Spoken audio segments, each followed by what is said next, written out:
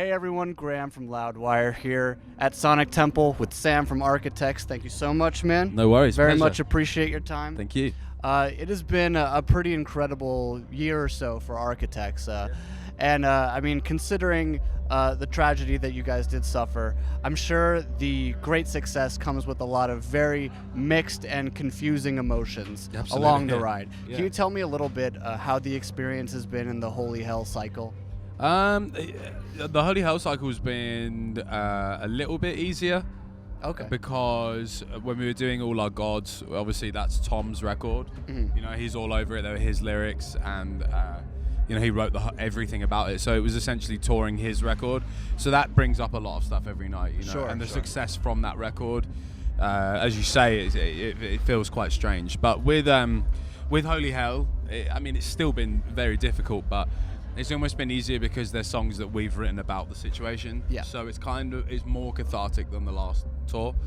But then also at the same time, I think when you go through something like that, you have to grow as people, otherwise, you know, what's the point? So Sure. we're just grateful to be in the position we're in, playing shows, and it's especially out here in America. I just never thought that it would happen out here. Yeah. And by happen, I never thought we'd have like 300 people at our shows, let alone the shows on this tour have been mental. So, we're just very grateful. Yeah. So I read that this record originally was supposed to sort of capture, going from to being okay. And of course, things don't quite always work out that way. Yeah. So how do you think, going into whenever the next record's going to be, do you think that's going to consist of anything like, this wasn't what we thought it would be, here's the rest of that story? Yeah, I think it would be hard to fully move away from everything, but I think our records have always been quite personal and in the sense of like what we're going through or what we're thinking about. So I think it'll probably be about the lessons that we've learned since Holy Hell and maybe a bit more positive, and I don't know. It's hard to say. It's hard to say. It's so far away from starting to really go down that road. But me and Dan have been starting some stuff together, and Josh has been starting to get some stuff over. And at the moment, it's just like exciting, really. You know, there's no stress or pressure. It's just like, you know, Holy Hell has done very well, and it's just sort of, as I say, really exciting. I love how you opened up the record with "Death Is Not Defeat" because it's a very powerful statement. Right off the bat. Was that important to you to make sure that the fans got that message immediately when they popped on the record? Yeah, I think so for multiple reasons that it was there. I think essentially it was Dan speaking to Tom and just trying to convey that his death wasn't a defeat, you know, because Tom was so strong throughout everything that happened. Learned so many lessons. I think the thing that really bummed us out through people talking about it and everything was like the way people say people lost their battle with cancer. Oh, they no, do this. yeah, And I like hate with that us, too. it was like, No. he never lost his battle. He was like No. such a strong person, and the lessons that he taught all of us and everyone around him was absolutely incredible. So yeah, it was important to open with that and kind of just convey our feelings on that. Yeah, I want to commend you guys because I heard that you've been going through grief counseling together. Yeah. And I think that's one of the healthiest things that I've ever heard. Absolutely. Especially for men to be like, it's hard to admit sometimes that, you're going through a rough time, and grief, you go through the 5 stages, and acceptance doesn't mean, okay, we're fine now. Yeah, for sure. It's very different. So, I mean, can you tell me about how grief counseling and therapy or what have you has helped you cope? Well, I think like we all go to like separate people, and I think me, Dan, and Ali are going to counselling or are still in counselling. But I think it just, as you say, like it's there's so much toxic masculinity around where it's like you have to be strong, you have to be this, you can't cry, and it's like that's just total bullshit. Yeah. I think for a long time I ran away from my emotions with everything that had happened, and speaking to someone and just it's so healthy, it's so good. I genuinely think everybody should do it because I think there's so many.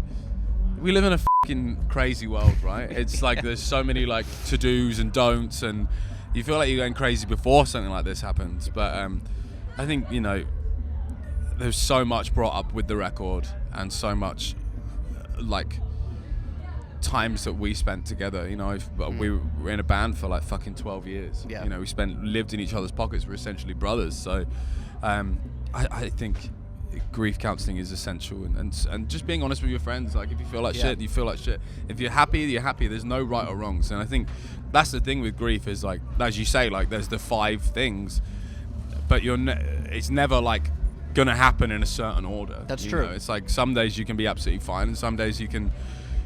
I still get it now. Like, when we're on tour at the moment, it's like some days I'll be absolutely fine, and then some days we'll play a show and we'll just all come off stage and be devastated. Yeah. They can all happen at once too. The weird thing is with us is, like, when it's not whether like a show's great or bad, but when we come off stage, if it's affected one of us, it's affected all of us. Yeah. And it's like an unspoken thing. Like, we'll just come off stage and it'll just be really quiet and no one will be talking, and it's like, you know that everyone's been affected by it. But then we'll all come off if we've had a good show and not been affected by it. It's the same. So it's weird. We have this sort of like brothers union with all of us. We're like sheep. We're like, even when we're at home, we spend every minute with each other. We're each other's best friends, and I know that's weird because a lot of bands don't do that, which is fine. I just think the way it's always worked with us is we've just been mates since the beginning. So I literally see Ali every day at home. Wow. Yeah. That's crazy. Yeah. We live 5 minutes around the corner from each other. We always meet up, have coffee, and it's good. That's great. Yeah, speaking of unpredictable emotions, a live show with that much coming at you and then walking off, that kind of drop from the stage, you never know what's going to happen after you step off that stage.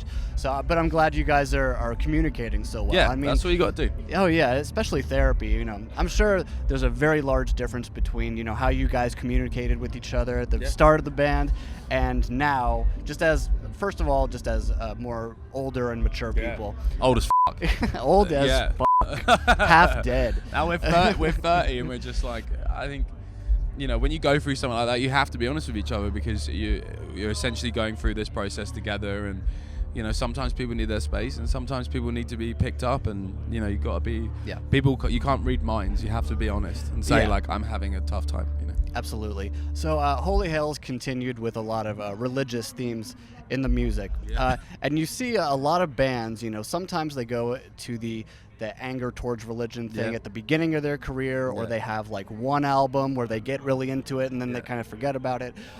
What is it that kind of for you guys has kept that theme of peak interest? I think it's such an interesting thing. You know, I'm not as against it as maybe I once was. I find the whole thing very interesting. I think, to some extent, especially going through something like we did, it makes you ask a lot of questions like, is there something after? Sure. Is there a God? I don't personally believe there's a God. I feel like there is some kind of force that, I don't know, like that I believe in the universe. I believe in like karma, like you get what you give. And I think, but I don't know, it's such an interesting topic. It's been around for so many years, and I think, you know, there's always going to be like people that hate it and don't hate it. I can see why people don't like religion because of the amount of wars that it creates and the problems. But then also on the other side, you know, there's a lot of good that can come from different religions, especially like, you know, the Buddhists, Buddhist monks and stuff. Like, you know, I back a lot of that, and yes, it's so interesting. But I think the thing with us is we like to ask questions, especially as I say, especially after everything that we've been through. I think, you know, if there was something, then maybe we would know by now. So I know for me, I've been in therapy for well over a decade, and it's taught me so many good lessons, especially when it comes to like your mental like toolkit of like, you feel a certain way, you go, okay, if I do this, it'll help me through this bad moment. You know, if I go work out or read a book or go for a walk or play video games, just whatever that is that's going to fix that moment. Like, what's in your toolbox? I'm pretty active at home. Like, I go to the gym a lot, and I have a dog, and she's my best friend. So like, wonderful. I'll walk her twice a day, like 2-hour-long walks a day. Like, start the day, finish the day, and that's just a nice reset. I try and just leave my phone at home and just go and just, you know, just chill and just have a think. And I think the good thing is with counselling as well, it's like, once you go in there, like your head's like a mess, right? And then once you start having counseling, everything gets organized, and it's not like those memories go away. They're just there, and you know where they are. Right. And it's not like you're like looking for something else, and you're like, oh shit, that's there. You know where it is. And I think even like in counseling, talking about stuff that you didn't even realize was an issue. Sure. You know, like sometimes you can just be talking and stuff will come up, and you're like, whoa. Okay, that makes sense. Yeah, or you can go in and be like, I got nothing to talk about today. I don't feel like doing this, and you go out going, whoa. Like the ones where you walk in and you're like, why the f am I doing this? And then you leave in tears and you're like, oh, that's why I'm doing this. Yeah, they tend to be the best at times. I read an interview from you from 10 years ago, and you were talking about how, oh man, you know, these shows are beyond my wildest expectations of what this band could do. How is that now? Because you've come quite a long way. Yeah, I think it's still just really funny to me. It's so funny. I just think we're not rock stars. We're not we're not rock stars. We're not like anything that we're not trying to be anything we're not. It's just 5 mates playing songs, and I think we've just stuck at it so long and we haven't gone anywhere, so everyone just has to like us now. Yeah. Because they feel sorry for us.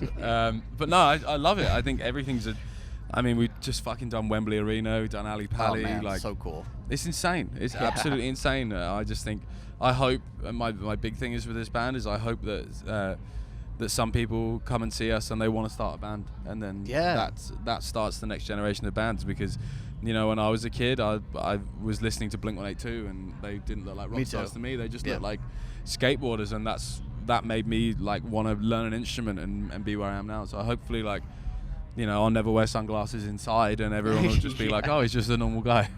That's good. Oh man, I want to thank you so much for giving me your time today. Congratulations on everything with Architects. I can't wait to see what you guys do in the future. Thank you. It's going to be exciting. Cheers, man. Thank you.